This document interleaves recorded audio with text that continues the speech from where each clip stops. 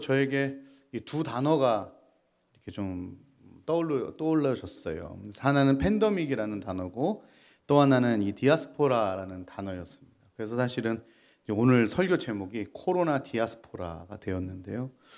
도무지 이 두 단어의 연관성을 찾기가 너무 힘들었습니다. 왜 설교 준비하는데 계속 이 두 단어를 주셨을까? 그래서 책도 보고요, 영상도 찾아보고요, 말씀도 찾아보고 많이 찾아봤는데 실제적으로 이 두 단어를 조합한 책이나 영상이 없었어요. 그러니까 참고 자료가 없었어요. 그래서 하나님께 계속 이 단어를 하나님 왜 주셨습니까? 이제 고민하면서 다시 또 책을 살펴보고 말씀을 살펴보고 하다가 오늘 우리가 읽었던 이 말씀 중에 흩어진 자들이라는 단어가 제 안에 훅 들어왔어요. 이 말이 바로 이제 디아스포라라는 단어거든요. 흩어진 자들. 물론 이 시대는 이제 전염병으로 흩어진 것은 아닌데요. 신앙을 지키려고 외부적인 여러 상황들에 의해서 본의 아니게 그들이 목숨을 걸고 지켰던 나라와 또 성전을 떠나야 하는 이제 그런 상황이 지금 우리가 맡고 있는 이 교회의 모습과 또 우리 성도님들의 모습과 이렇게 매칭이 딱 되었어요.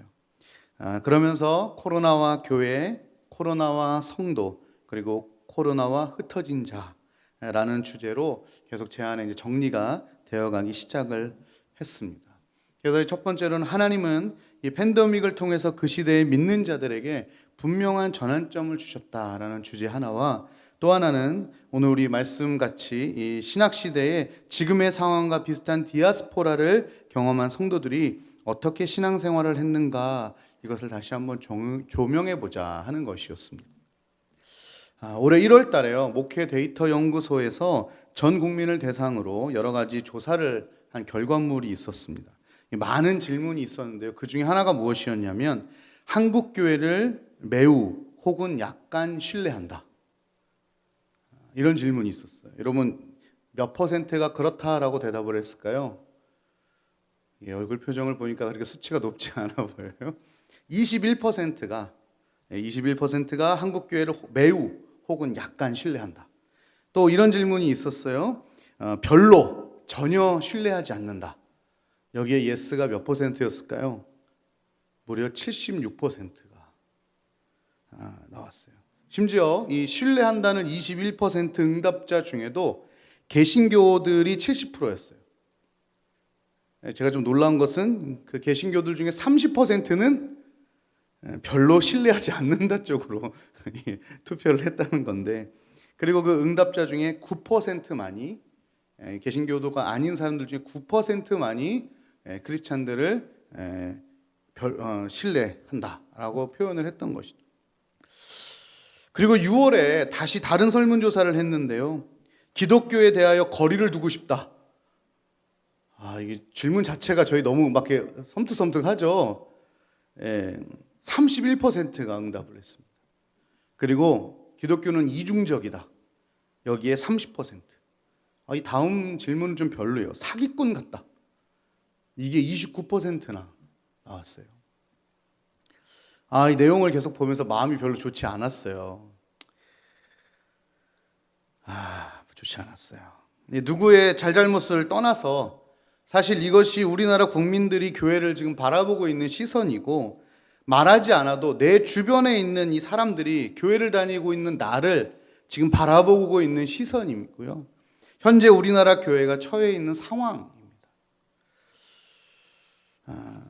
우리 교회도 그리고 또 우리 성도님들도 사실은 이 시선에서 예외가 될 수 없을 것 같아요. 말은 안 하죠. 말은 안 하지만 이제 투표하면 그렇게 한다는 거죠. 설문조사하면. 더군다나 교회는 이 코로나라는 팬데믹 상황 가운데서 내부적으로는 교회의 많은 활동들이 위축되었고요. 심지어는 이 예배까지 영향을 미치는 상황이 지금 벌어져 버렸습니다. 사실 일제시대 그리고 한국전쟁 때도 문을 닫지 않았던 것이 바로 이 교회 예배였음에도 불구하고 국민들의 안전을 위해서 예배를 대면으로 드리지 못하는 우리가 좀 참아내는, 인내하는 이 힘겨운 시간들을 저희가 보내고 있습니다. 이럼에도 불구하고 사실 인식이 썩 좋지 않은 상황인 거죠. 또한 이 한국교회는 이전에 한 번도 경험하지 못했던 지금 사실은 이 팬데믹 상황을 경험하고 있는 중입니다. 그래서 도대체 이걸 어떻게 헤쳐나가야 되나, 또 이 팬데믹이 하나님의 뜻을 어떻게 구해야 하나 하는 많은 고민들이 있거든요. 그런데 성경에는 이러한 팬데믹, 즉 전염병에 대한 기사들을 적지 않게 찾아볼 수 있더라고요. 그래서 이 성경에서 우리가 팬데믹이라고 부르는 이 전염병에 관련된 기사들을 좀 살펴보고, 또 우리가 할 수 있는 것은 무엇인가 한번 찾아보고요. 이 또 전염병 팬데믹을 통해 하나님이 내게 혹은 한국 교회에 원하시는 것이 무엇이 있는가 한번 돌아보는 시간이 되었으면 좋겠다는 생각이 듭니다. 근데 제가 성경을 찾아보니까 사실 신약에는요, 이 전염병에 관련된 기사가 없어요.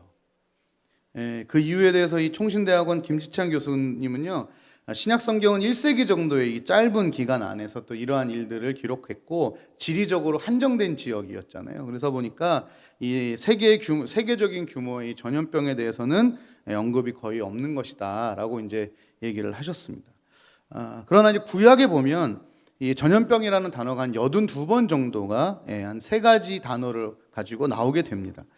2000년이라는 긴 시간 동안 쓰여지기도 했고, 또 팔레스타인이라는 5,000km 정도 되는 큰 광범위한 지역에 이제 달하는 동아프리카 지구대에 있다 보니까 뭐 지진도 많았고 흉년도 많았고 거기에 이제 전염병 역사까지 이제 같이 경험이 되었던 것 같습니다. 그런데 이 전염병들이 언급되는 구약의 사례들을 살펴보니까 거의 대부분 이스라엘 역사에 커다란 전환점을 일으킨 이 엄청난 사건들과 연관이 되어 있다는 것이었습니다. 다시 말해서 이스라엘의 구원사적 어떤 결정적인 순간에 대부분 이 전염병이 등장을 하더라 이것이죠. 김지찬 교수님의 책에 성경과 팬데믹이라는 책에서 이렇게 기록을 하는데요. 실제로 출애굽 사건, 성막 건설과 레위인의 봉헌, 고라 반역의 사건, 모압 여인과 음행한 바알부올 사건, 블레셋의 법궤 약탈 사건, 다윗의 인구조사, 솔로몬의 성전 봉헌기도, 바벨론 포로 이 등등의 내용들을 다 다뤄질 때마다 그 안에는 어김없이 이 전염병이 등장한다는 것입니다. 뭐 그 내용을 이제 제가 다 일일이 하나하나 다 설명해 드릴 수는 없지만 구약 성경을 보면 전염병은 결국은 하나님의 손에서 나온 것이지 결코 우연이 아니라는 것입니다. 점점 요즘이 들으면서 이게 뭔가 코로나와 팬데믹이 하나님 주권과 좀 멀리 떨어져 있는 것처럼 마치 우연히 이렇게 뭔가 생긴 것처럼 얘기하는데, 그래서 결국은 이 코로나의 끝은 뭐 백신이 나와야 한다, 뭐 치료제가 나와야 한다라고 얘기하지만 그것은 하나님 안 믿는 사람들의 얘기고요. 하나님 믿는 사람들의 얘기는 이 팬데믹이 하나님께서 시작하셨다면 이제 하나님으로 끝나야 된다라는 것이죠. 구약도 역시 마찬가지였습니다. 아까 말씀드렸던 그 모든 상황 속에 하나님이 전염병을 허락하셨고 또 그것을 전염병을 하나님이 거두어 가신 것을 우리가 알게 됩니다. 거기에는 이스라엘의 전환점이 있었습니다. 그렇다면 뭐 또 이것 때문에 뭐 이것이 하나님의 형벌이냐, 또 하나님의 뭐 특정한 뜻이 있는 거냐 이렇게 얘기하는 것은 사실 저희가 이제 얘기할 수 있는 계제는 아닌 것 같습니다. 왜냐하면 뭐 그 뜻을 우리가 어떻게 다 헤아리겠습니까? 그런 것이 아니라 어쨌든 이 전염병을 통하여 이스라엘 민족에 하나님께서 전환점을 만들어내셨다. 이거에 우리가 좀 차관점을 둘 필요가 있을 것 같아요. 그렇다면 지금 우리에게 찾아온 이 코로나, 이 팬데믹에 대해서 하나님은 우리에게 어떤 전환점을 원하고 계실까 고민하게 됐습니다. 뭐 당연히 저희가 전부를 알 수도 없고 저도 그렇고요. 더 많이 알 수 있었으면 좋겠지만 부족한 저는 오늘 그 중에 딱 한 가지만 여러분과 함께 나누려고 합니다. 오늘 본문에 보면 그때 스데반의 일로 일어난 환란으로 말미암아 흩어진 자들이라는 말씀이 나옵니다. 당시 예루살렘 교회에 이 핍박과 환란이 임하면서 스데반 집사가 순교하는 사건이 일어나게 되잖아요. 이를 기점으로 해서 예루살렘에 있는 유대인 크리스찬들이 유다와 사마리아 땅으로 막 흩어지게 이제 되는 사건을 저희가 이제 디아스포라라고도 표현하기도 합니다. 베드로전서, 야고보서, 사도행전 등등 많은 서신서에 이 디아스포라라는 단어를 많이 사용하고 있는데요. 나중에는 이 디아스포라는 단어가 그저 흩어진 자들을 의미하는 것이 아니라 다양한 지역에 있는 유대인 크리스찬들 혹은 이방인 크리스찬들을 호칭하는 표현으로 사용이 됩니다. 그래서 원래는 디아스포라 그러면 흩어진 자들이라는 뜻인데 이게 점점 편지와 서신서로 전달이 되면서 디아스포라 그러면 흩어져 있는 사람들이라는, 오히려 자기네들이 그런 사람들이다라는 정체성을 얘기해주는 단어로 사용이 되었다고 해요. 이제 그래서 이 박해로 인해 유대인들 크리스찬들이 예루살렘을 넘어서 다른 지역으로 또 다른 지방으로 심지어 이방 지역까지 흩어지게 되면서 우리 하나님께서 예수님께서 말씀하셨던 유대와 사마리아와 땅 끝까지 이르러 내 증인이 되라고 하시는 그 말씀이 이제 이루어져 가게 되는 상황을 볼 수 있습니다. 그리고 실제로 그 흩어짐의 결과로 그 지경과 인종을 넘어서 복음이 전파되는 사건을 우리가 사도행전을 통해서 잘 알고 계실 거라고 생각을 합니다. 그래서 사실 이 교회라는 이 본질은요, 모이는 교회이기도 하지만 또한 흩어지는 교회다. 이 두 가지의 특성을 다 가지고 있습니다. 교회는 모여야 합니다. 반드시 모여야 합니다. 그러나 또 한 가지는 반드시 흩어져야 합니다. 이 두 가지가 정확하게 공존해야만 교회가 건강한 모습을 가지고 있습니다. 그런데 사실 돌아보면 한국 교회는 이 모이기에는 많이 힘썼습니다. 그동안 그런데 흩어지는 것에는 많이 힘을 쓰지 못한 것 같아요. 선교사님을 보내거나 하는 것은 참 잘했는데 성도 하나하나를 세상으로 흩는 작업은 좀 많이 부족했었던 것 같습니다. 모여서 예배드리고 훈련받고 교제하고 서로 세워주고 하는 것은 참 잘해왔습니다. 그런데 교회가 균형을 좀 잃어버렸습니다. 계속 모이기만 하다 보니까요, 거기에만 힘을 쓰다 보니까 어느 기점에서는 교회가 우상 숭배의 대상이 되어버리기도 하고요. 또 교회 브랜드라는 말이 나올 만큼 교회 자체가 특화되는 일이 생기기도 하고요. 그러다 보니 세상 사람들에게 기독교는 성도들 간에 그들만의 리그다라는 얘기까지 듣게 됩니다. 얼마 전 라디오를 진행하면서 넌 크리스찬들을 모셔다 놓고 기독교에 대해서 어떻게 생각하십니까를 물어보는 인터뷰하는 일이 있었습니다. 목사님들의 비리 사건에 대해서 어떻게 생각하십니까? 뭐 교회의 재정 문제 사건 이렇게 여쭤봤더니 그분들이 이렇게 얘기했어요. 별 관심이 없습니다. 그건 그냥 교회 그들만의 리그지요. 라고 얘기를 하는 거에 저는 더 충격을 받았습니다. 오히려 저는 그런 거에 일반 성도들이, 일반 사람들이 되게 충격을 많이 받을 줄 알았어요. 어떻게 목사가 저래? 어떻게 교회가 저래? 라고 할 줄 알았는데 이제는 아예 관심을 끄는 겁니다. 교회가 계속 우리끼리만 뭉치다 보니까 이제 아예 세상과 믿지 않는 사람과 별개의 모임이 되어버린 것이거든요. 이것이 흩어지지 못한 교회의 문제입니다. 점점 그렇게 하다 보니까요, 성도들이 교회에 머무는 것이 너무 익숙해지고 고착화되어 버린 것이 현실이에요. 영국의 톰 라이트 교수는 하나님과 팬데믹이라는 책에서 교회 건물은 세상을 피하는 도피처가 아니라 세상을 향해 나아가는 교두보가 되어야 한다라고 기록해 놓았습니다. 꼬집어 말한 거죠. 물론 교회는 도피처가 되어야 합니다. 그리고 될 수도 있습니다. 그러나 계속 거기서 상주하고 살아야 하는 곳이 아니라 다시 세상으로 나아가는 교두보 역할을 반드시 해야 한다는 것입니다. 성도들의 흩어짐이라는 것이 그저 교회를 벗어나서 뿔뿔이 산발적으로 나눠져 있는 모습을 의미하는 것이 아니라 그 흩어짐은 각자의 삶 속에서 성도의 삶을 살아가는 것을 의미합니다.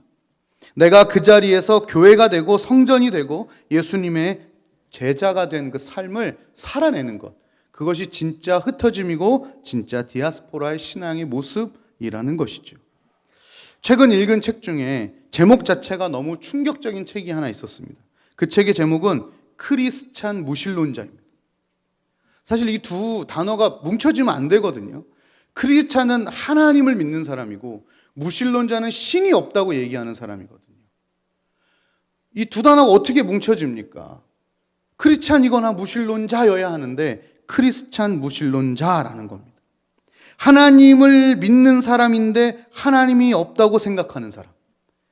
이게 말이 안 되는 모순인데 이상하게 이 단어가 어색하지 않습니다. 왜 이 단어가 어색하지 않을까? 왜냐하면 그런 모습이 제 삶 곳곳에서 발견되고 있기 때문에 그래요. 발견되고 있기 때문에. 교회에 와 있으면 크리스찬 유실론자가 됩니다. 하나님을 믿고 하나님이 있다고 생각합니다. 그러나 우리가 교회 밖을 나가는 순간 크리스찬인데 하나님이 없는 삶을 살아가고 있다는 것이죠. 이 책을 쓴 크루셀 목사님은요, 이 책에서 이렇게 얘기를 합니다. 자기가 많은 여행을, 강의를 하시러 가면서 비행기를 타는데 옆에 있는 사람과 늘 대화를 많이 나눈답니다. 근데 거기서 이 크리스찬 무신론자들을 너무나 많이 만난답니다. 그들은 심지어 하나님을 아버지라고 부른답니다. 성경을 읽기도 하고 사도신경 주기도문을 외우기도 한답니다. 가끔씩 기도하며 울기도 하고요. 그의 언어 속에는 기독교적인 단어들이 가득가득하다고 합니다. 은혜를 받아본 경험도 있습니다. 그러나 그들의 생활 방식과 선택의 기준과 삶의 이유와 목적에는 하나님이 없는 것이죠. 그들의 통장과 그들의 하루의 스케줄에는 하나님이 없는 것입니다. 그들의 직장과 그들의 학업 속에는 하나님이 없는 것입니다. 하나님을 믿지만 하나님이 안 계신 것처럼 살아가는 사람들, 그리고 그들에게 하나님은 늘 추억 속에만 있는 사람들, 그 사람들을 이 크루셀 목사님은 크리스찬 무신론자라고 표현을 하더라고요. 너무 충격적인 내용이었습니다. 교회에 와서 예배 시간에 앉아있다고 예배가 아니라는 것이죠. 교회에서 하는 모든 훈련을 다 마쳤다고 제자가 아니라는 것이죠. 목에 십자가 목걸이 걸고 다닌다고 해서 성도가 아니라는 것입니다. 예배 시간에 나왔으면 온 마음을 다해 하나님을 찾고 그 하나님을 듣고 그 하나님을 내 삶의 주인으로 기준으로 고백하는 것이 진짜 예배라는 것이죠. 훈련을 다 마쳤다고 제자가 아니라 그 훈련 중에 배운 것 단 한 가지라도 하나님의 이름으로 행하며 살아가는 사람이 예수님의 제자라는 것이죠. 목에 십자가 목걸이 걸고 다닌다고 해서 성도가 아니라 정말 하나님의 백성답게 거룩한 성도답게 하나님을 최우선순위에 두고 그 하나님을 따라 말하고 생각하고 행동하는 사람들이 바로 성도들이라는 것이죠.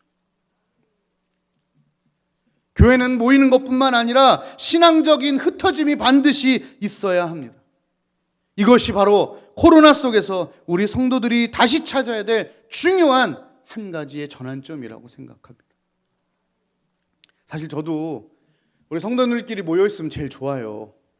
하나님 얘기하기 편하고 예수님 얘기하기 편하고 얼마나 좋아요. 안 믿는 사람하고 있으면 되게 불편해요. 어쩔 때는 제가 목사라고 얘기 안 할 때도 있어요.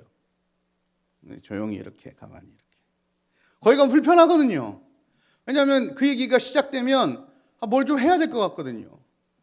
얼마 전에도 부모님이 이렇게 바다 보고 싶다 해서 바다 갔습니다. 그래서 낚시를 했는데 세상에 여러분 80cm 고기를 잡았어요. 근데 옆에 있는 분이 이걸 도와주셨어요. 이렇게 막 정리를 잘 못하거든요. 막 이제 그 이만한 고기를 회를 떠주셨어요. 전 가만히 있었는데 어머님이 옆에서 어머 이렇게 말씀하시는 걸 보니까 교회 다니시나 봐요. 예, 저 집사입니다. 저희 아내는 전도사예요. 그랬더니 저희 어머니가 제 아들은 목사예요. 라고 얘기하는 순간 갑자기 이제 태도가 달라지기 시작합니다. 온 매음새를 다시 잡고요. 이거 어떻게 해야 되지? 그래서 결국 어떻게 된 줄 알아요? 그 80cm 반만 먹고 반 그분 드렸어요. 이건 불편해요. 불편해요. 그 이만한 불편해요. 우리끼리만 있고 싶어 해요. 나가면 눈치 봐야 되고 예수 믿는다 그러면 괜히 눈치 이상하고 하니까. 근데 여러분 안 돼요. 우리 흩어져야 돼요.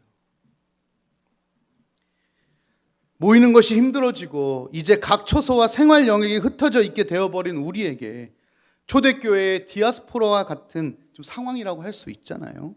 성전이 있지만 그 성전에서 예배드리지 못하고 내가 있는 그곳에서 성전을 향해서 그저 예배하는 것. 지금 각 가정에서 그렇게 하고 계시잖아요. 물론 화면을 보고 계시지만 마음은 지금 성전을 향해서 예배하고 있잖아요. 교회가 택시 타면 5분 10분도 안 걸리는 곳이지만 이 코로나로 인해서 우리 가운데 디아스포라가 일어나 버린 거 아니겠습니까? 그런데 이 초대교회 보니까요, 그렇게 흩어진 많은 지역에서 심지어 이방 땅에서 안디옥이라는 아주 크고 귀한 교회가 만들어졌다는 것을 우린 기억해야 합니다. 그들이요 뭐 선교비 빵빵 주고 선교사로 파송돼서 간 것이 아니고요, 박해와 핍박에 의해서 쫓겨 갔지만 그곳에서 그들이 무엇을 했냐, 오늘 말씀을 보니까요 복음을 전했다는 거예요. 그들이 가는 곳마다 복음을 전하고 예수를 전하고 말씀을 전했다는 것입니다. 당연히 복음의 놀라운 능력이 드러나는 현장이고 하나님의 역사가 강력하게 임재하는 현장임에 틀림없습니다. 그러나 또한 그곳에는 디아스포라 성도들의 믿는 사람다운 삶이 동반되지 않았다면 누가 예수를 믿었겠습니까? 그 당시에 이단이요, 주류도 아닌 저 끝에 이미 죽었다고 소문난 예수인데요. 두 가지가 다 있었습니다. 하나님의 강력히 인도하심과 그 디아스포라 성도들이 살아가는 그 삶 속에 보여지는 것이죠. 사람들은 바보가 아니거든요. 미국의 펄스트 바프티스트 처치의 베리 하워즈 목사님 설교를 하실 때 이런 말씀을 하셨어요. 교회에 가는 것보다 교회가 되는 것이 더 중요하다. 이렇게까지 말씀하셨는데 저는 둘 다 중요하다고 생각합니다. 교회 가는 것 진짜 중요합니다. 너무 중요합니다. 히브리서에 보면 박해를 받는 디아스포라 공동체에게 보낸 서신이잖아요. 그게 히브리에 있는 디아스포라 된 성도들을 향한 서신인데 거기에 무슨 얘기합니까? 모이기를 패하는 자처럼 절대 하지 말아라. 무슨 일이 있어도 모여라 라고 얘기하고 있어요. 모여야 됩니다. 당시 기독교에 대한 박해로 인해서 추방당하고 투옥당하고 재산을 전면 박탈당하고 처형까지 당하는 상황에서도 히브리서 저자는 그날이 가까울수록 더욱 모이기를 힘쓰라 라고 얘기하고 있습니다. 여러분, 교회는 모여야 합니다. 모여야 합니다. 그러나 모이는 것만큼 중요한 것이 제대로 된 흩어짐, 이 디아스포라의 신앙입니다. 교회에만 가는 것이 문제가 있는 것이죠. 교회에 가는 것만큼이나 중요한 것이 내 삶의 영역에서 내가 교회로 살아가는 것입니다.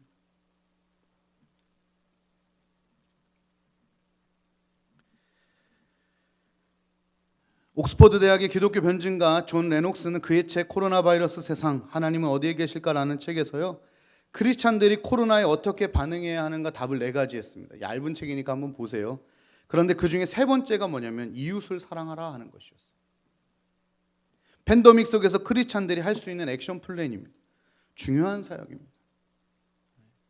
그러면서 그의 책에 신약 시대에 있었던 팬데믹을 소개하는데요, 2세기 신약 시대를 살고 있던 크리스찬들에게 엄청난 팬데믹이 찾아왔다고 해요. 로마 제국의 4분의 1의 사람들이 사망한 큰 팬데믹이었다고 합니다. 그런데 역사학자들은 그 역병으로 인해서 무시당하고 박해당했던 기독교의 확산이 초래됐다고 말합니다. 그리고 1세기 지난 후 3세기에 또 한 번의 로마의 큰 역병이 돕니다. 키프로스라는 역병인데요, 이로 인해 역사학자들은 팍스 로마나라고 말했던 그 로마의 어마어마한 이 위세가 한번 꺾였다 할 정도로 무서운 팬데믹이었다고 해요. 근데 역사학자들은 그 팬데믹이 기독교의 폭발적인 성장을 촉발했다고 얘기합니다. 2세기의 팬데믹은 기독교의 확산을 초래했고 3세기의 팬데믹은 기독교의 폭발적인 성장을 만들어냈다는 것이죠. 그 이유가 뭘까요? 이전에 담임 목사님 한번 설교하셨어요. 역병이 돌 때 크리스찬들은 그들의 목숨을 걸고 환자들을 돌봤습니다. 그들과 함께 했습니다. 위로하고 지켜주었습니다. 그 당시 치사율이 75%였다고 해요. 지금 코로나 치사율 2% 정도잖아요. 비교가 안 되잖아요. 당시만 해도 로마에서 무시당하고 핍박을 받았던 크리스찬들이었음에도 불구하고 어찌 보면 로마인들을 그냥 막 한 대 쥐어받고 싶었던, 기회만 되면 그냥 쓰러져 있으면 한 방 그냥 가서 치고 싶었던 게 크리스찬이었을 텐데, 그들은 하나님을 향한 사랑과 그 하나님을 향한 사랑이 바탕에 된 이웃의 사랑을 몸소 실천하며 그곳에서 영광을 드러낸 것입니다. 제가 좋아하는 찬양 중에 창문이라는 찬양이 있는데 그 가사에 이런 가사가 있어요. 어딘가 슬픔 속에 한 아이는 울고 어딘가 어둠 속에 형제가 있고 어딘가 영원히 햇빛을 못 볼 자매도 있네. 우리는 빛을 그들에게 전해야 하네. 우린 창문, 우리를 통해 세상이 예수를 보내 우리를 부르셨네. 우린 창문, 우리를 열어 그 사랑 세상에 전해 그의 빛을 밝게 하리. 우린 창문, 세상을 향한. 이것이 세상 속에 우리가 이제 해야 될 일이 아닐까요? 코로나를 통하여 많이 힘들고 아파하는 내 주변의 이웃들에게 뭘 엄청나게 뭘 해주겠습니까? 많은.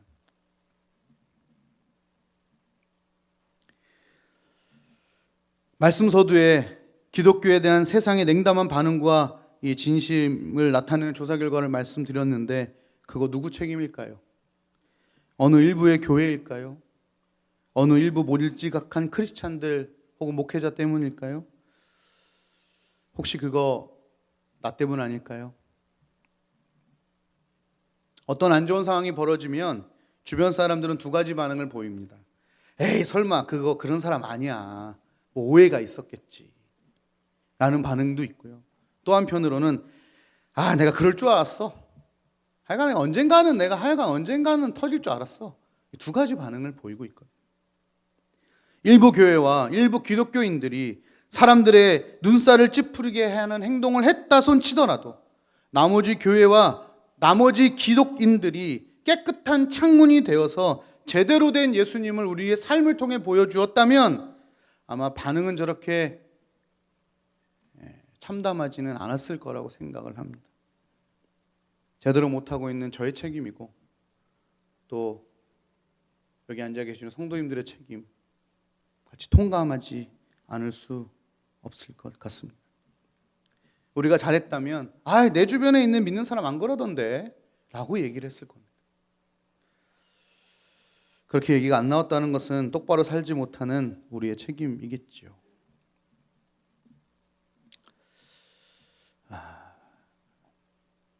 흩어져야 합니다. 흩어져야 합니다. 코로나 시대에 접어들면서 온라인 예배가 오르냐, 오프라인 예배가 오르냐 하는 문제가 많이 대두되었습니다. 지금은 두 개 다 해야 된다. 이제 이쪽으로 가고 있어요. 물론 안타까운 것은 좀 온라인 예배만 드리는 교회도 있어요. 아예 그렇게 교회가 만들어지기도 했어요. 아직 잘 모르겠어요. 제가 좀 무지해서 그런지 아직 거기까지는 제가 동의를 못 하겠어요. 그러나 두 개는 다 같이 이루어져야 된다고 생각합니다. 거기에 저는 한 가지 더를 좀 추가했으면 좋겠다는 생각이 드는데 온라인이냐 오프라인이냐의 문제를 넘어서 저는 라이프라인이라는 단어를 좀 추가했어요. 그래서 온라인, 오프라인 다 좋아요. 거기에 라이프라인을 추가해서 온라인 예배, 온라인 처치가 되었으면 좋겠다. 이제 우리의 삶으로 세상을 좀 세상에 하나님을 드러내는 삶으로 내 삶에서 예배하는 것이 필요하지 않을까. 이런 아이디어를 냈는데 책 제목이 있더라고요. 몰랐어요. 온라인 처치라는 책 제목이 있더라고요. 같은 생각을 하고 있나 봐요. 사람들이 다. 들어보니까 어느 교수님이 또 이거 갖고 강의도 하셨더라고요. 그래서 열심히 들었어요. 온라인. 그저 교회에서만 혹은 집에서만이 아니라 내 삶 전체가 이제 하나님의 사람, 하나님의 성도, 제자, 하나님의 백성, 내가 교회가 되어서 이제 살아가는 시대가 되었다는 것입니다. 그렇게 하지 않으면 더 참담한 결과가 나올 수도 있을지 모르겠습니다. 이런 전환점이 반드시 우리에게 필요합니다. 한 가지 더 말씀을 드리면 김지찬 교수님이 그의 책에서 이 전염병에 관련된 기사를 살펴보니까 한 가지 또 중요한 주제가 드러났다고 말씀을 하셨어요. 그것은 누가 누구를 섬기고 있는가 하는 이슈였대요. 그 이슈가 나타나면 꼭 전염병이 같이 연관이 되었다는 거예요. 출애굽 사건 하나만 예를 들면 하나님이 온 땅의 주가 되신다는 사건, 그 사실을 나타내는 것이죠. 이분이 어떤 신이고 그 어떤 신과 비교할 수 없는 유일한 하나님이시고 히브리는 여호와를 섬겨야 하는 것이고 출애굽기의 핵심 주제가 그런 거라는 거예요. 하나의 예를 들었지만 대부분의 전염병이 이 누가 누구를 섬길 것이냐의 문제와 연관되어 있다는 것입니다. 즉 당시 이스라엘의 정체성 그리고 소명, 운명과 직결되는 문제인 것이거든요. 그렇게 따져보면 이스라엘 섬기는 하나님이 누군지, 생명의 원천이 누군지, 다른 신을 섬기는 우상 숭배는 왜 죄인지 하여간 이런 거와 관련이 다 되어 있다는 거예요. 이것을 오늘 현대교회에서도 좀 지켜보면 시사하는 바가 있을 것 같아요. 오늘날 교회는 누구를 섬기고 있는가? 오늘날 성도들은 누구를 섬기고 있는가? 오늘날 현대교회는 하나님을 향해 살아가기보다는 인간을 향해 살아가고 있는 것 같다고 그의 책에 기록하고 있습니다. 저는 이것을 세속화라고 부릅니다.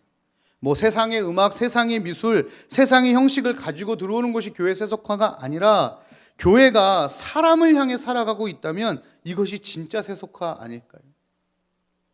교회가 하나님이 아니라 사람 좋은 쪽으로 가고 있다면 이게 진짜 세속화 아닌가 하는 것입니다. 그렇다고 해서 사람을 무시하자는 말은 절대 아닙니다. 반대입니다. 우리가 사람을 사랑하고 섬기는 건 역시 하나님을 향해 살아갈 때 이루어지는 자연적인 움직임이라고 생각합니다. 연민이나 동정심으로 사람을 사랑하고 섬기는 것은 성경적이지 않습니다. 오히려 하나님을 지극히 사랑함으로 하나님을 섬기며 하나님을 향해 살아가는 사람들이 그 하나님의 마음, 그 마음이 이 땅의 많은 사람들을 향해 있다는 것을 알게 되고 그것이 바로 내 주변에 있는 사람들이라는 것을 알게 되면서 그들을 위해 내 것을 포기하고 기도하며 그들을 섬겨주는 것, 그것이 진짜 바람직한 교인의 모습이 아닐까 하는 것입니다. 그래서 두 개가 필요한 것입니다. 모여서 하나님 앞에 은혜 받고 하나님의 마음을 나눔 받고 다시 제대로 흩어져서 내 삶에서 그 사람들을 도와나가는,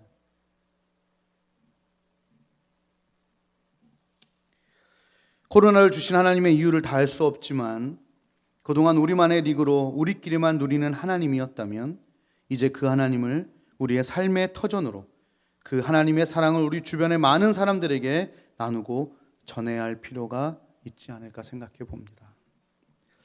오늘 본문을 보면 그렇게 흩어진 사람들이 그 어려운 상황에서도 끝없이 복음을 전하고 있습니다.